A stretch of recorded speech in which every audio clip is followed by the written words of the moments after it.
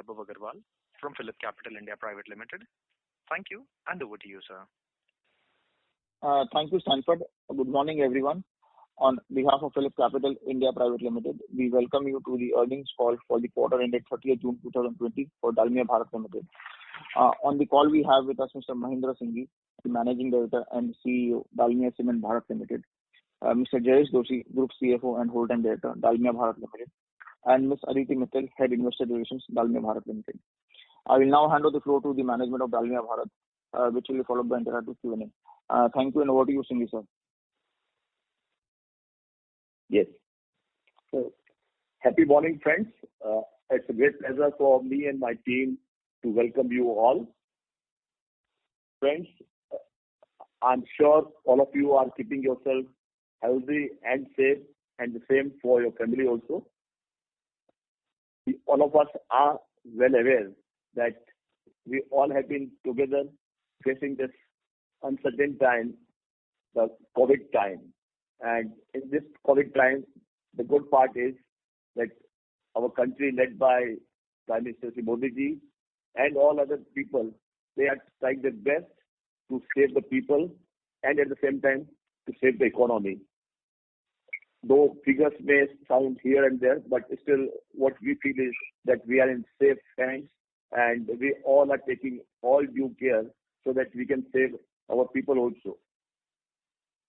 Friends, from operation point of view, we kept our focus on people, customer, and cash. While focusing on people, which includes first our employees and then all the stakeholders, we are very happy to say that we could keep our people fully healthy and safe, and at the time could continue to ramp up our business after this uplifting of lockdown from 20th April. The lockdown has created a lot of uncertainties, and I would say that there is a certainty of uncertainty today also, and at least a few quarters to go ahead. This uncertainty has caused big hiccups in the overall day-to-day life and at the same time day-to-day economy also. On account of this hiccups in economy, things are changing week in, week out, month in, month out, quarter in, quarter out. And at the same time, this is also giving us one lesson that whatever the situation is, one has to face it and then one has to excel out of it. I'm very happy to share with you that our team has done best in terms of coming out of uncertainty and performing in a better way. They have been able to take care of the people also, take care of the plant also, take care of all the stakeholders, which includes our customers, vendors, transporters, etc. And the result of that is that we have been able to run our plant well in time, efficiently in time, and at the same time, we could also serve our customers well in time, and I would say in many cases before time. And when I say before time, maybe before they could get cement from someone else, we could supply them cement. Based on this philosophy, friends, I would say that our company has been able to perform better than even what you people thought, what we also thought. And this is really the blessing in disguise that in spite of almost 35% degrowth in Indian cement sector for the country as a whole, and maybe little bit different in south, little bit different in east, we only degrew by 19%. You have the figures broadly of all major companies who have degrown maybe from 25% to 35%, but we could keep up our promise to ourselves, to others also, that we would be performing better than the industry. And the one result is that yes, our degrowth has been comparatively lower. And if you try to understand after April 30th what happened, then we would say that yes, in the month of May and June, we grew better than our performance of May and June. The result is that yes, there has been a 19% degrowth, but at the same time, that degrowth has been taken care by few factors which could give us the best EBITDA so far for our own organization also. And if we compare with the major cement companies of the country, then this must be the best EBITDA so far in Indian cement sector for major companies. The EBITDA of 1,675 with operating margin of 32% and overall EBITDA of 614 crore is a contribution of efforts of the people also, and at the same time the market conditions.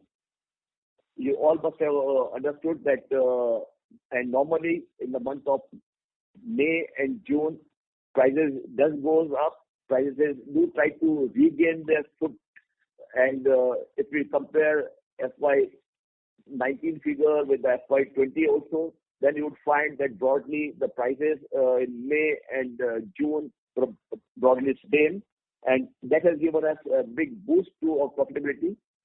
At the same time, in addition to the price, whatever efforts we could make in a proactive way so as to reach to our customer well in time or before time, to have efficient logistics system, having focus on our brand, as well as the higher sale of our premium brand DSP in this quarter. It has helped us in a big way. It has contributed in a big way, and our trade sale for this quarter has gone up to 75% against around 60-61%.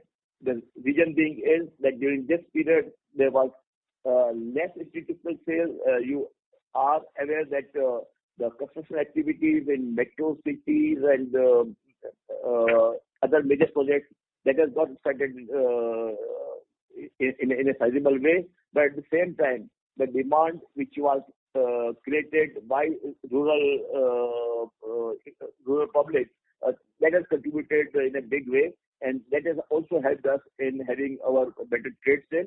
But in time to come, we are expecting that yes, the trade percentage would come down, because slowly when institutional sales also goes up, the overall volume will also go up, but at the same time the trade percentage would also come down.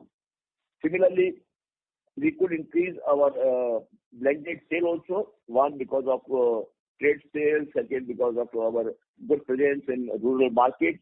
So blended sale has gone up to almost 85%.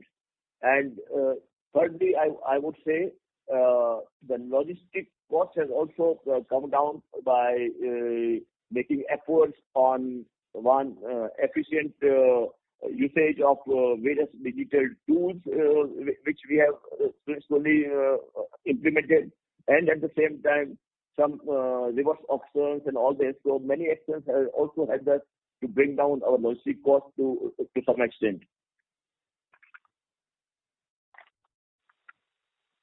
So now the point is that how are the demands and how it would continue. Friends, to me it looks like that there's a big uncertainty, and slowly the impact of COVID or the red spots which were broadly in metro cities, now they are traveling to semi-urban cities, even to rural areas also. And more particularly, if you compare April, May versus now July and August, you would find that eastern part has now a lot of red spots, and states like West Bengal, then Bihar, then larger part of Odisha, they have various COVID-19 problems, and on account of this, there has been frequent lockdowns. There has been philosophy of government to lock down, sometimes Saturday, Sunday, 2 days together, sometimes Tuesday, Wednesday together. So that is also creating uncertainty. And if we look at demand scenario, both in east and south and in east, after 15th July or so, things demand has deteriorated. And if you look at south also, then you would find that the COVID-19 problem in Karnataka is going up, in Maharashtra is increasing, and at the same time, even Kerala is also getting affected now. So based on that, a lot of uncertainty has come up, and definitely we'll have to face this uncertainty along with all Indians together, all companies together, and at the same time, yes, globe is also facing this uncertainty. The best part for us is that our whole team, whether it's a sales team or the logistic team, the manufacturing team or HR team, corporate affairs team, finance team, all are working in consonance with together so as to counter the impacts of this uncertainty in the economy, also uncertainty in the demand also. Having said this, that yes, there is uncertainty about the price, uncertainty about demand, but at the same time, what we are trying to create certainty is in terms of whatever levers which we have with us. So one of the major lever is the variable cost. So on variable cost, we have worked in a big way on a continuous strategy basis by which we could bring down the variable cost. And I would say this should be one of the lowest variable costs during this quarter. Efforts have been made on bringing down power consumption, heat consumption, reducing power rate, and at the same time, by increase in blended cement sale, the variable cost has come down. So you see that this result has already come, and there are a lot of levers also which are under process, by which also we are expecting that we'll be able to get better variable costs in quarters to come. We are also putting up one waste heat recovery system in our Kadapa plant, and which will get commissioned by year end. Similarly, the impact of our commissioning and successful production of our line 3 in Rajgangpur in East, that will also contribute in a big way in time to come in the variable cost reduction. And we are expecting that maybe from 1st October or so, this line 3 will get stabilized. And at the moment, because of COVID-19 situation, because of not getting right people at right time, this trial run has got a bit elongated, but that will broadly now, whatever the situation today is, we are quite hopeful that from 1st of October this will get stabilized, and this will get better benefits from this production of line 3, which in our view would be one of the best clinker line in the country. We have also are fully aware that there is uncertainty about petcoke prices, and if you see that last quarter, which is Q1 the petcoke prices were comparatively high, and but this quarter petroleum prices have come down, but still and I would say that the petroleum coke prices again have started moving up. So this is one major uncertainty in our variable cost. Otherwise, broadly, all levers are in our hand. In addition to working on variable cost, friends, we have also worked consistently on fixed cost, and you have seen that in this quarter, fixed cost per ton maybe one of the best in the industry and the best for us on per ton basis. But then this may not be the representative cost in time to come. Reason being is one, there was a lower production.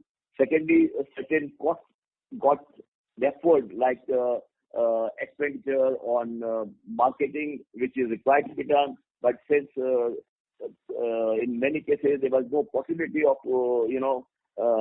doing any type of major activity on marketing, so that cost has come down. Similarly, we have taken conscious call of our office space, so that would definitely be of a long-term nature. Similarly, the cost on travel, cost on conveyance, and many other overhead expenses, that has come down because of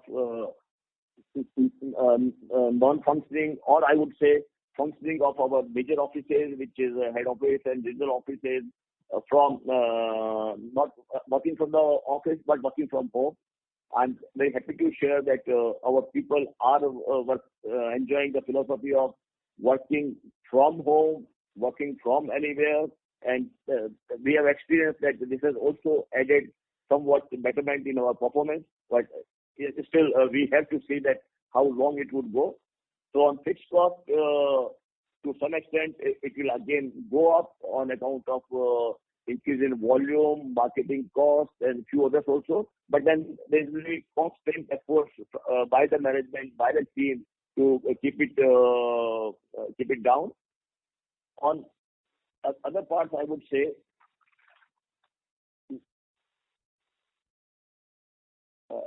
on our overall rating, I would say that our company has been rated for long-term resources by CRISIL as AA+. So that speaks of the quality of the company or the way the company is moving ahead.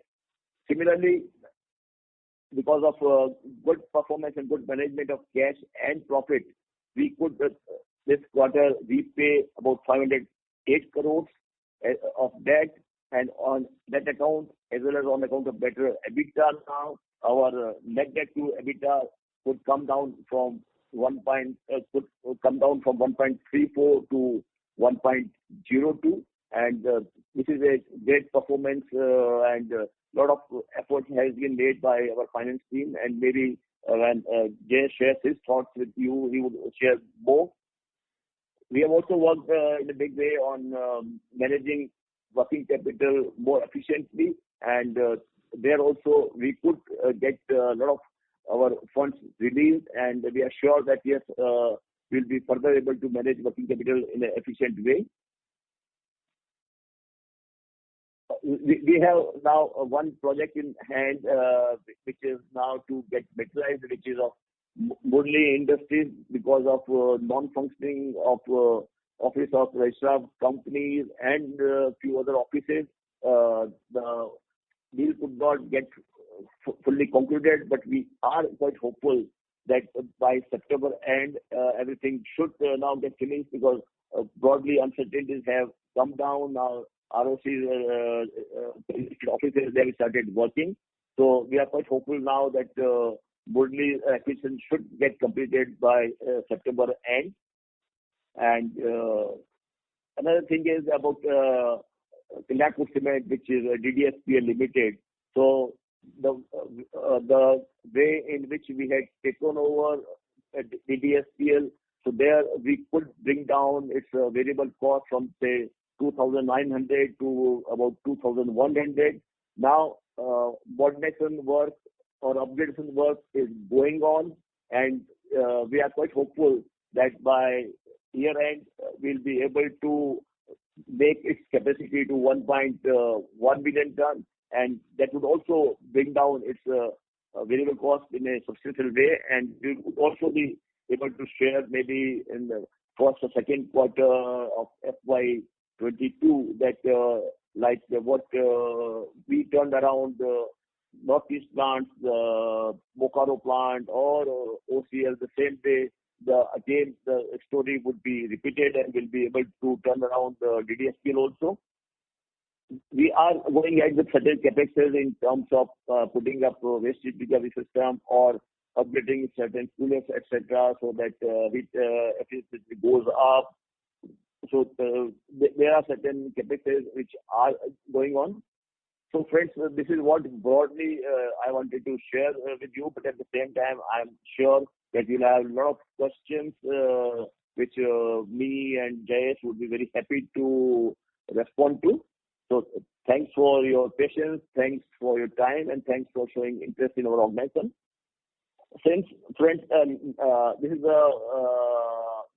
good performance which has been given by our organization. And at the same time, we are also fully conscious that there are large number of COVID warriors who are working for the country.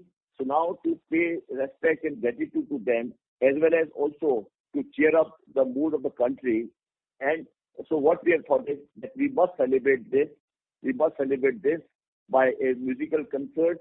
So we are organizing a musical concert in which there would be star singer, star person would be Mr. Kailash Kher, and he would be supported by Mr. Ricky Cage, who is a Grammy Award winner, and this would be done on the eve of our Independence Day, that is on 14th August from 6:15 to 7:30. We would definitely share invite with you through Weber also and through RET also. But at the same time, I do invite you to join and celebrate Bharat. Thank you. So shall we open up for Q&A? Please. Sure. Ladies and gentlemen, we will now begin the question and answer session. Anyone who wishes to ask a question may please press star, then 1 on their touchtone telephone. If you wish to remove yourself from the question queue, you may press star, then 2. Participants are requested to use handsets while asking a question. Anyone who wishes to ask questions, please press star, then 1. Also, as a reminder, in order to ensure that the management is able to address questions from all participants in this conference call, please limit your questions to 2 per participant. For any further questions, you may come back for a follow-up. The first question is from the line of Rajesh Ravi from HDFC Securities. Please go ahead. Yeah, hi sir. Good morning and congratulations on great set of performance amid this COVID scenario. I have few questions. First on the, if you could explain slightly on in terms of how was the demand in East and South, not company specific, but also from an industry perspective. And second, on the pricing scenario that you have witnessed in both the markets respectively. And third, I would want to understand on the depreciation, this number has been coming down on a quarter-on-quarter basis. So, how does that reconcile, yeah. Yes. So first, let me congratulate you for your new CEO. In regard to demand, in regard to demand, I would say East has seen good demand, particularly a few percentage plus, few percentage minus in May and June, and even in July also it is the same. And at the same time, the South has seen quite a bit dip in demand.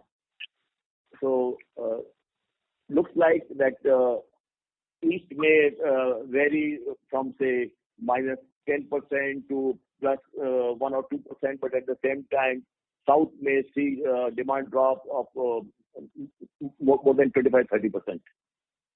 And in regard to depreciation, I think Jay, would you like to respond? Yeah. Good morning.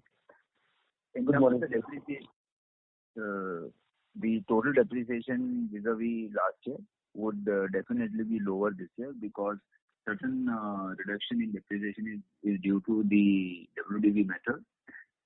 A few of the assets are completely written off and where the useful life is expired. And also the residual goodwill is also coming down on a year-to-year basis. So you would see definite reduction in the depreciation as the years pass by. So this year we would have roughly about, depending upon when we are going to capitalize it, about between 1250 to 1300 crores of depreciation vis-a-vis 1500 crore last year, roughly. Okay. And this goodwill will remain at around 50 crore quarterly for this year at least? Goodwill amortization? No, that depends upon the some portion is intangible, some is goodwill. So that's why I gave you a total. See, different parameters in the restructuring happen. So you'll have some of the intangibles are the period of 5 years, some are for 7 years. So depending upon the useful life and the useful write-off, we will use these write-offs. Thank you. The next question is from the line of Gunjan Prithyani from JP Morgan. Please go ahead. Hello. Hi. Thanks for taking my question. Just follow-ups from my side. Firstly, on the expansion side, if you can talk about the GU expansion in the East, what's the update there? And also, if there is any change for the CapEx for the full year, including Murli and the East expansion. The second question is more on the demand side. You did caution that there are multiple lockdowns that we're seeing specifically in East. Would it be possible for you to share if we really saw July slowing down a lot versus June, and a lot of the demand that we saw early recovery was pent-up demand rather than underlying anything changing from the demand perspective from the rural side? Just these two, if I can get your thoughts. Sure. So, second question first. You are very right in your observation that in the month of May and June, it was pent-up demand, and more particularly from rural areas, which has helped us to get some volume. But at the same time, after more and more areas getting under lockdown or under red zones, the demands have started coming down. And from 15th July also, now demand has started coming down both. Of course, I'm well aware of the East and South, but I'm told that the same is the situation in now North and Central area.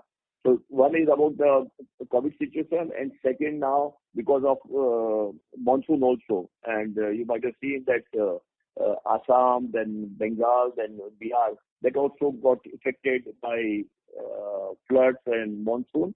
So to us, it looks like that yes, there will be a drop in demand. Okay. And your second question was in regard to expansion and investment. So I would say that one, our line 3 that will start operating fully from 1st of October. Second, 2 grinding units. One will get stabilized by December, which is the Bengal grinding unit, and Cuttack Odisha grinding unit that will get commissioned and stabilized by March 21. Okay. And in regard to Murli now, once we are able to complete acquisition by 30th September or so, then definitely it has to take about 10-12 months time to fully ramp up. Okay. And CapEx number, if I can get, and then I'll join back in the queue. Yeah, CapEx number, I think earlier also broadly we had shared, but it can be done offline. Thank you. Hello. The next question is from the line of Amit Murarka from Motilal Oswal. Please go ahead.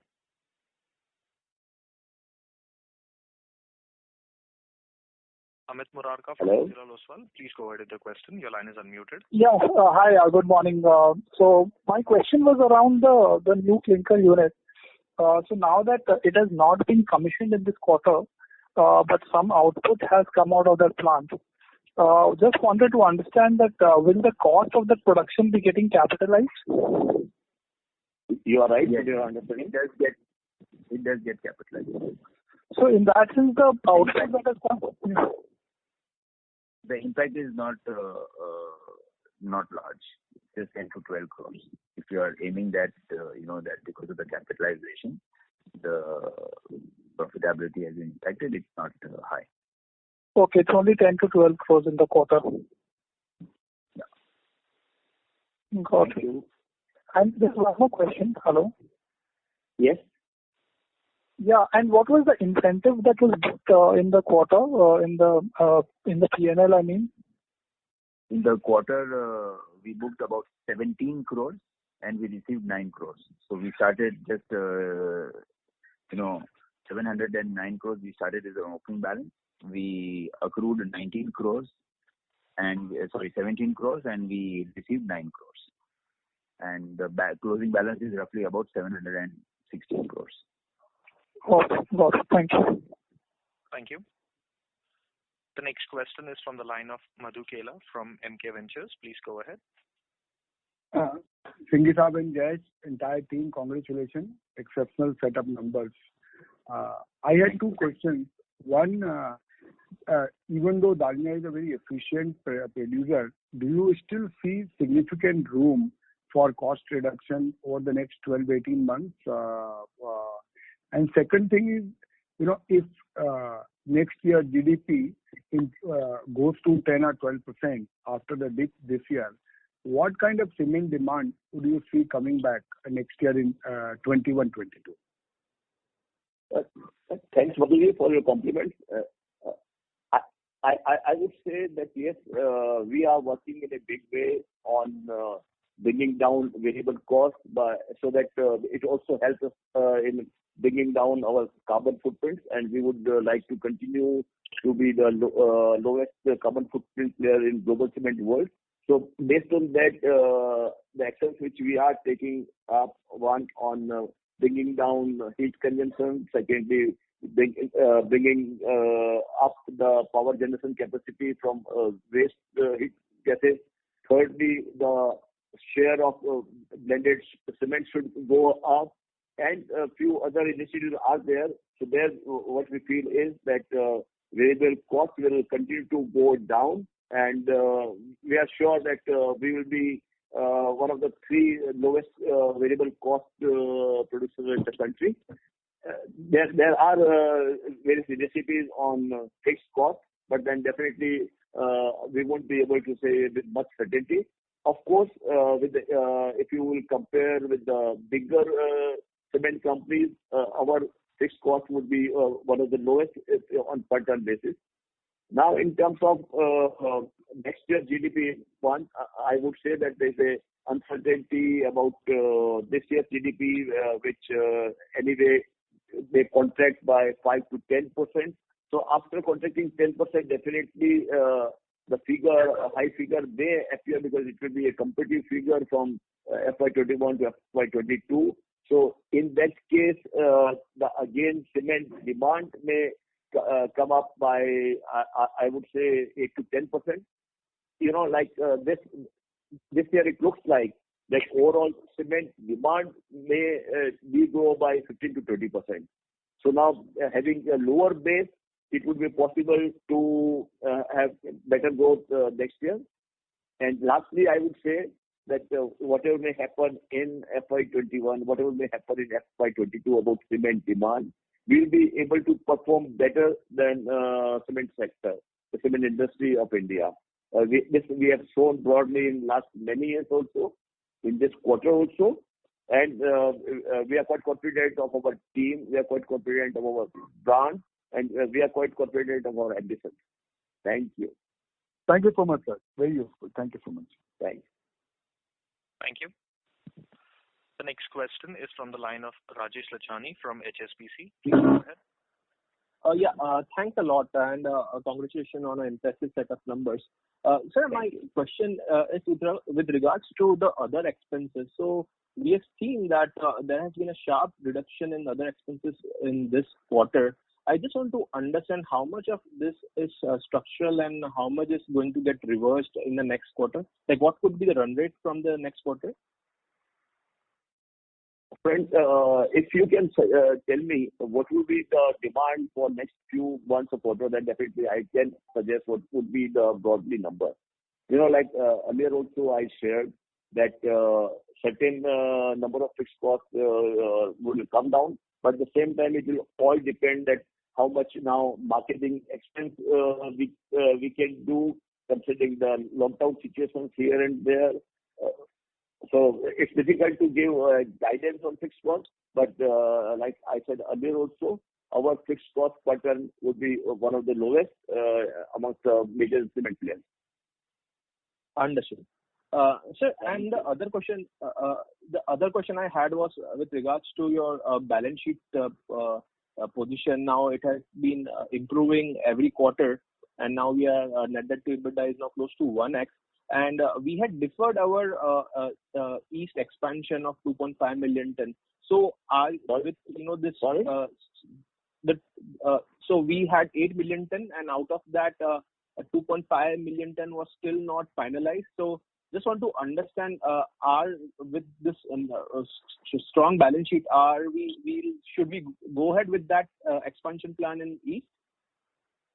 So, Frank, we never deferred. In fact, we were working on it, and broadly, I would say that we have been able to acquire roughly 70 to 80% land in Bihar, and maybe in 3 months' time or so, we may start our project operations in Bihar, and accordingly, then maybe 1.5 years' time, it will get commissioned. So we are not deferred; we are on it, and we will be one of the major players in East. Thank you. The next question is from the line of Sumangal Nevatia from Kotak Securities. Please go ahead. Yeah, good morning, sir, and congratulations for the great set of numbers. First question is with respect to the treasury. Now, one is any update or any progress have we done with respect to a pending decision on the IEX stake? And secondly, we read that the mutual fund investigations are not seeing any progress. I understand it might be because of COVID, priorities of the courts are lower. But anything we can do to, change it and fast track the process and the timeline what we are expecting for some closure? Any idea from your side? Any idea from your side? A question on the treasury side. What was the question? Can you just repeat that? On the IEX side, we had said that we come back with a strategy this year, and we maintain that by this year we will come out with a clear-cut strategy of what we would be doing it on IEX. So our clarifications will definitely come in this year. It was to come, as I had mentioned earlier, last year, but because of these 4-5 months which has gone into COVID, and the entire attention and focus was on getting the business up and running and getting it, it was very essential that we defer that decision. But however, we'll get back to the investment community in terms of the IEX. As far as the mutual fund units are concerned, yes, things will hopefully start, getting traction, because the courts have also started taking cognizance on virtual things. They've also adjusted. So probably we will see some light at the end of the day. But it will be very difficult in India to pinpoint and say that it will happen in 3 months or 6 months. Our endeavor is to ensure that we get our units back at the earliest, because the investigation is being completed, and we will now move forward to get the units back. Understand. That's helpful. Second question is more from a medium to long-term perspective. So if you see our company in the last 10 years, we've grown at the fastest pace in the industry. It's been a combination of organic, inorganic, and we've also not shied away from taking leverage in a controlled manner. But now it looks like industry is not having much of an M&A opportunity, and our hands are also full with respect to our organic plans. And our leverage is also reducing, and maybe in 1-2 years we might move towards a net debt, zero net debt company. So how should we look at, from a 3 to 5 years perspective, how should Dalmia now shape up over this period of time? If you could just share some broad thoughts. Thanks. Yes. So I would say we would continue to remain as a major player. We have our body and heart and mind and soul in cement, so we continue to do better, and looking at countries' cement demand scenario, countries' economic strategy, we would continue to grow, and surely, again, I would repeat that we will be growing better than the industry. And I think, Sumangal, to add to what Mr. Singh said, that we are very mindful of the balance sheet. And as you've seen, we've been very disciplined in our growth. Yes, 10 years back, the story was different. Today, we have a strong balance sheet. There were quite decent leverage in debt EBITDA, and we will try and ensure the discipline remains and continues to remain, despite the growth, as Mr. Singh suggested, that we'll also be growing. And let me add that even 2 years back also, our balance sheet was strong because our belief was strong. And we knew that how we are doing business, so we were not scared of maybe, like 1.8 net debt to EBITDA, because we knew that in what direction we are going. But people who get very happy with the figures, so I think it's a good figure today to be happy. Thank you. Thank you. Ladies and gentlemen, you may enter star, then 1 to ask a question. Please note, this is a final reminder for questions, and no further reminders will be placed after this. The next question is from the line of Gaurav Rateria from Morgan Stanley. Please go ahead. Hey, congrats on great execution, sir. Just 2 questions. Thank you. Firstly, a little bit more on the demand side, the great performance of Dalmia versus that of industry in the quarter. Part of that probably was due to the regional mix, but any other initiative which we did, like entering into new markets or anything which helped us to deliver a better performance than the industry? Even in the same region also, we have performed quite better, whether it's the east, whether it's the south. And reason being is, one, our constant touch, constant virtual connectivity with the customer. And secondly, the way now our brand is becoming more and more popular, the premium brand ESP is becoming popular, and the role which logistic team could play and plant could play in producing the right quantity of material even in difficult times. So that has helped us in improving our market share, and I would say that in East, in this quarter, our market share must have gone up by 3-4%, and maybe in the South it must have gone up by 1%. And we are quite hopeful that we would continue to keep up this inching up of market share in time to come. So approach of our sales team, approach of our technical sales team, marketing team, that has brought good results. So this is what I would like to say. Okay. The second question on the freight cost, it has come down despite the average cost of diesel going up. So has there been any change in the strategy of warehousing, etc., or let's say the direct dispatch from plants, that percentage is improving on a structural basis? It will keep freight at a lower cost from a longer term perspective? Yes, you're right. Almost in all these areas which you are fully aware that we have worked, and now the impact of digital interventions which we brought in, that is also giving us good results. And of course, freight to some extent got impacted for some time because of higher diesel price. But at the same time, improvement in overall KPIs or in all areas of logistics has helped us in bringing down this logistic cost. Thank you, sir. Thank you. The next question is from the line of Prateek Kumar from Antique Stock Broking. Hi, thanks for the opportunity and congrats for great results. A couple of questions. Firstly, on for the East unit, you mentioned that clinker unit is still to commission. So do we continue to purchase clinker from outside, which impacted our cost in Q4 as well? No, please. Now we are not purchasing clinker. So we are using clinker from clinker 3, line 3 of our East. Yes.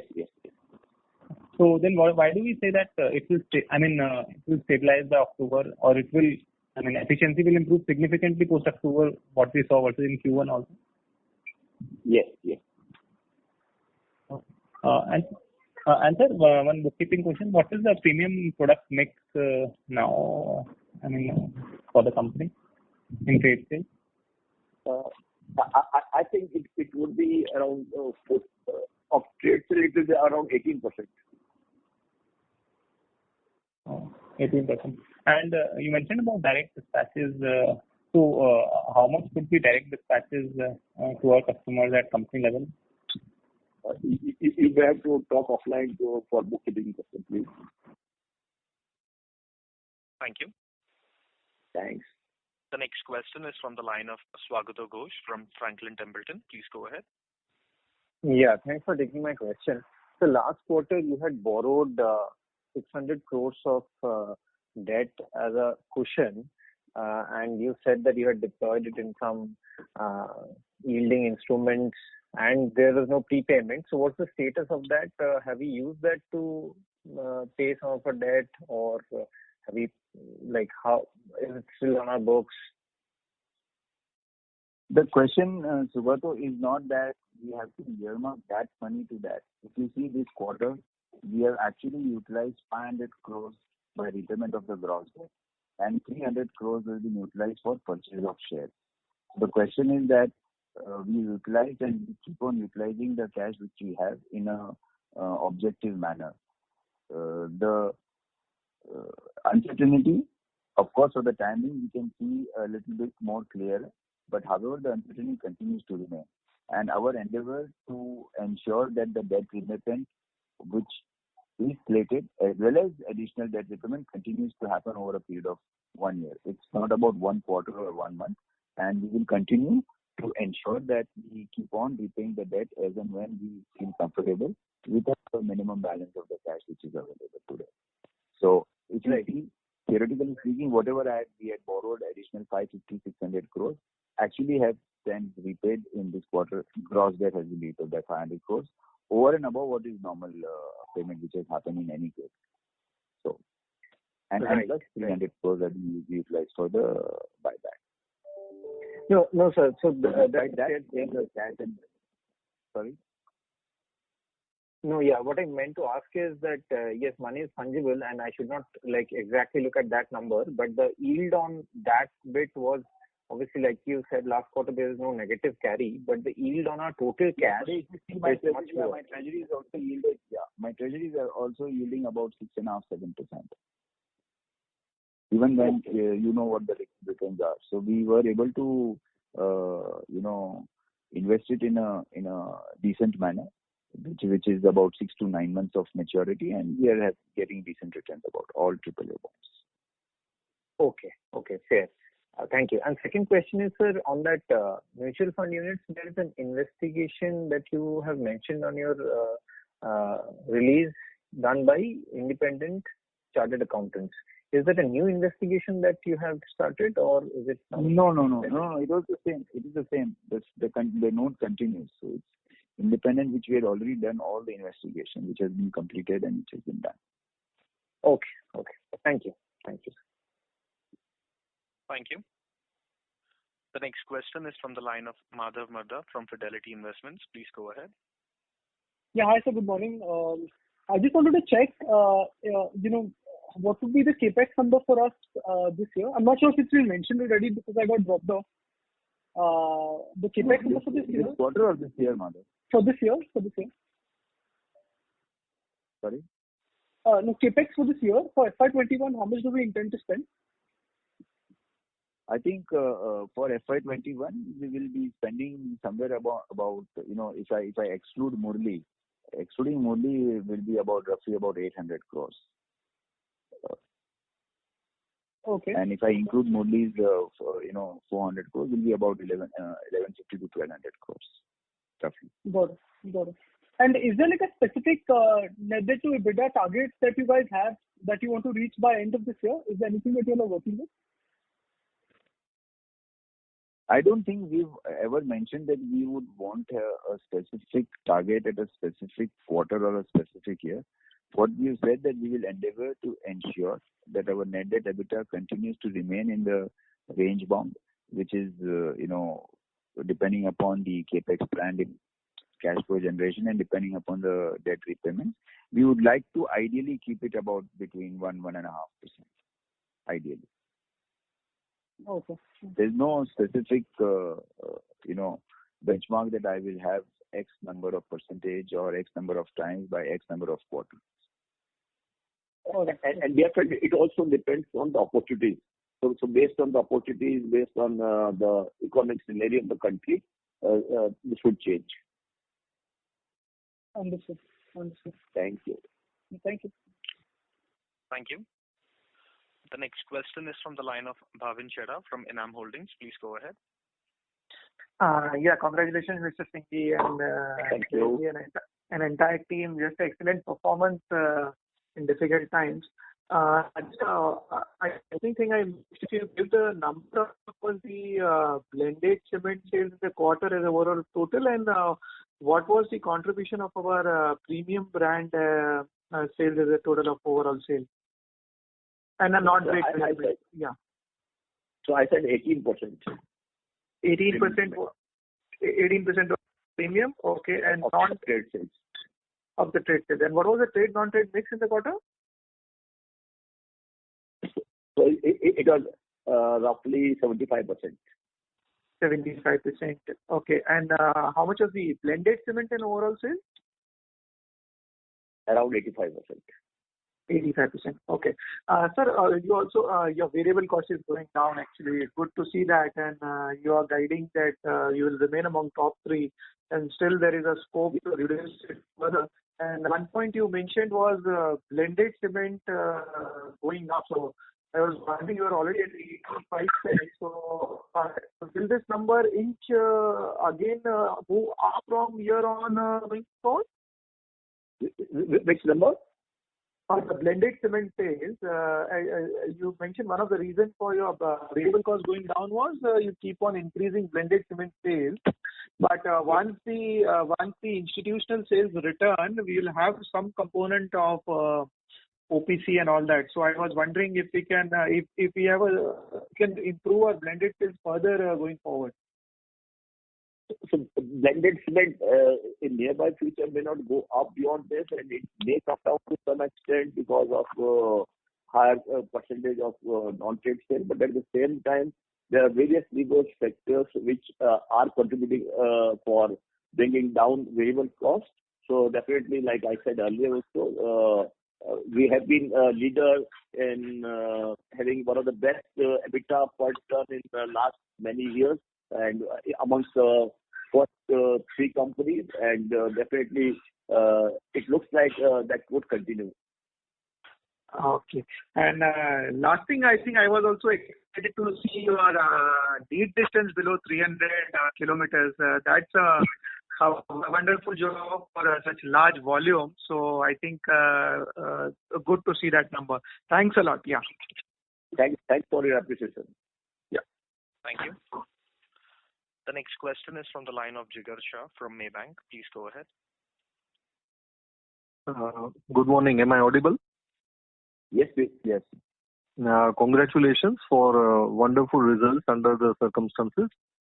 I think most of my questions are addressed. I'll ask only one question that's on sustainability.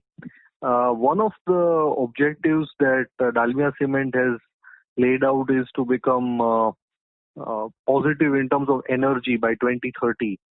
So can you throw more light on your strategy, how to achieve this, what all you will be doing over the course of next 8-10 years? I don't think many companies have the audacity to have such a bold vision.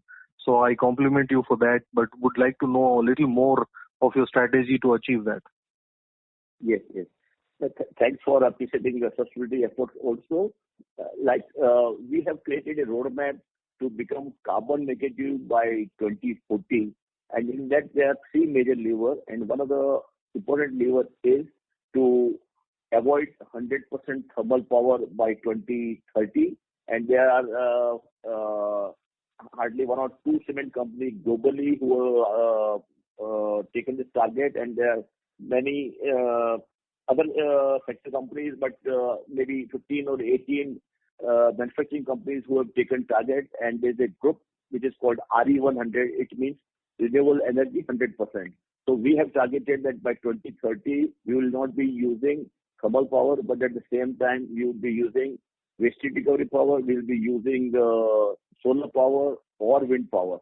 So now efforts are on to increase the capacity of waste heat recovery power. Secondly, now we are exploring possibilities of putting up solar power plants. So that would help.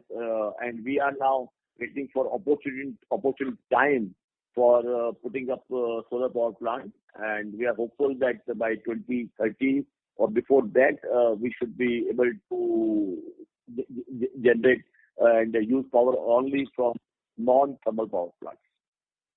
Sir, just going a little bit more into that, and if you can spare 2 more minutes. So today, what is the power requirement that you have, out of which how much is thermal and how much is green? And by 2030, given your current plans or current capacity, let's say what is available, say by the next financial year, what kind of power requirement you will have? So definitely offline these figures can be shared, but at the same time I am saying that this is a strategy we have already created and we are working on it, and maybe in a year's time also you'll also come to know that what are those effective steps which gives confidence to each and everyone that we'll be able to achieve our target of 2030 non-thermal power. Thank you, sir, and all the best. Thanks. Thank you. The next question is from the line of Indrajit Agarwal from CLSA. Please go ahead. Hello. Good morning, sir. Congratulations for a great set of numbers. I have a couple of questions. First, on the government projects, mainly in the southern states, Karnataka, AP, Telangana, have you seen any change in momentum on awarding or execution of those projects, or those remain lackluster? Okay. So I would say that there are two types of government projects. One, major government projects are of road projects or NHAI projects. So those activities have started broadly fully. I would say that road projects are almost back to 95% normal. And in terms of other government projects which might be in the southern states, except Andhra, which has started work on low-cost housing and one more project. So there, Andhra government has taken effective steps. But otherwise, there are not much projects which are coming up either in Telangana, Andhra, Karnataka, or Tamil Nadu. What about the Polavaram Dam project, sir? Has that picked up pace, or? It's continuing, and we are one of the major suppliers. But at the same time, I think because of lower number of labor available to them, its progress has come down, and that's why to some extent cement demand has come down. But it's just a matter of time only, matter of period only. Since this project has been continued to a larger extent, so it would come up and it would consume our cement. Sure, that is helpful. My second question is on the pricing. So how has the pricing been in each of the regions that we operate, and how are the spot prices, say, for versus June quarter average? I would say that if you compare with June prices, in East, these prices might have come down by 10 to 12 rupees, maybe some dilution even in South also by 5 to 8 rupees, and there may be more dilution in institutional sales. So it all now depends on demand and supply scenario. You know, like in May and June, normally also there have been good months, and since demand was comparatively lower than the kind of supplies were lower than the kind of demand, and that's why we could get benefit. And since we were early mover, so we could get more advantage both in terms of volume as well as getting the right price. Sure, that is helpful. Last question, if I may. What is our thought process in entering into other regions where we are not present on a medium term to long term basis, maybe north, central, some bit of west? So how do we look at these markets, and what is there any strategy that we are thinking about? Yes, in medium to long term, that yes, our presence would be there, and we will be exploring various possibilities of either preparing ourselves for greenfield projects where we have 2-3 mining leases. So we'll be always ready to for these areas also. It all depends on opportunity. Thank you. Thanks. Ladies and gentlemen, due to time constraints, we will be able to take the last two questions. We take the question from the line of Pulkit Patni from Goldman Sachs. Please go ahead. So thank you for taking my question specifically for Jayesh. I'm not clear about this third line. So we are saying we have not expensed it, so it's still capitalized, which means the costs related to that are not in our books.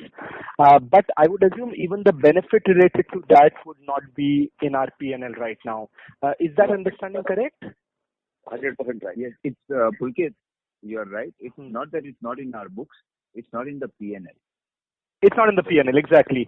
And could you quantify that as we move to the next quarter, what could be the benefit for that in terms of rupees per ton, if there's a rough cut number that you could talk about? Difficult to it's difficult to pinpoint quarter by quarter, but because of the capitalization and not commercialized, about 10 to 12 crores impact is felt for the quarter. That's it.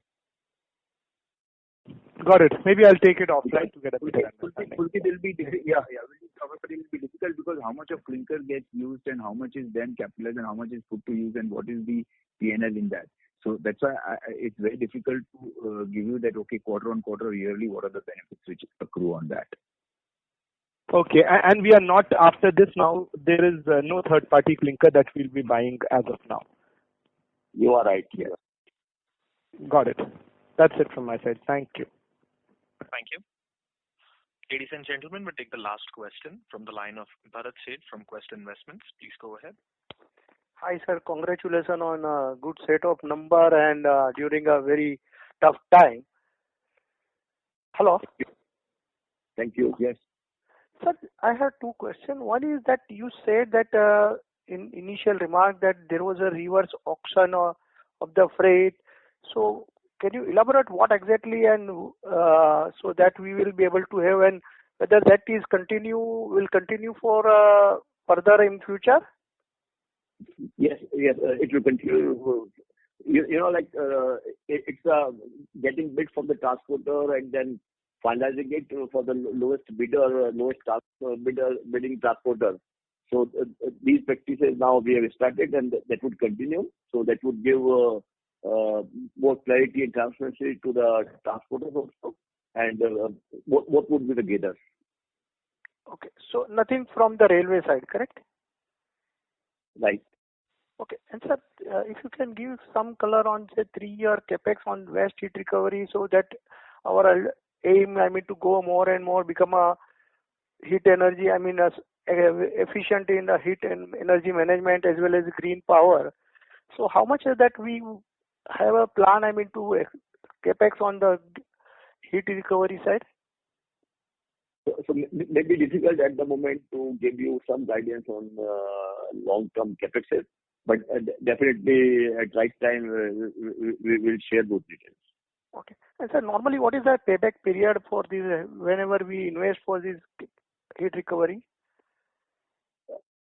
It depends that at what cost you are at the moment buying the power, but then it can be anywhere from say 4 years to 6 years.